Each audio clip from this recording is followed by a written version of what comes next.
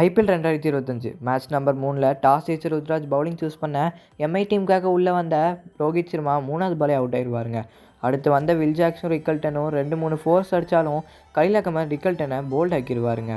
அடுத்து வந்த சூரியகுமார் பவுண்டரிஸ் அடித்து ஸ்டாண்ட் கொடுத்தாலும் வில் ஜாக்ஸ் அந்த பக்கம் அஸ்வினோட கேரம் பாலை அடிக்க முடியாமல் அவுட் ஆயிடுவாருங்க.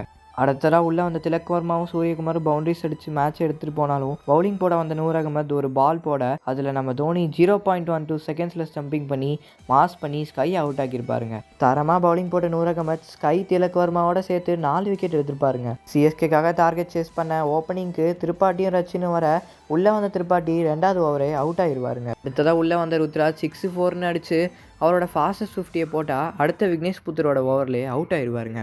அடுத்தடுத்த விக்னேஷ் புத்தர் ஓவரில் தூபேவும் ஹூடாவும் அவுட் ஆக அடுத்து உள்ள வந்த ஜடேஜாவும் ரச்சினும் பார்ட்னர்ஷிப் போட்டு மேட்ச் ஆல்மோஸ்ட் முடிக்கும் போது அன்ஃபார்ச்சுனேட்டாக ஜடேஜா ரன் அவுட் ஆயிடுவாருங்க. என்னதான் ஜடேஜா அவுட் ஆயிருந்தாலும் கடைசி ஓவரில் 6 அடித்து ரச்சின் மேட்ச் முடிச்சிருவாருங்க.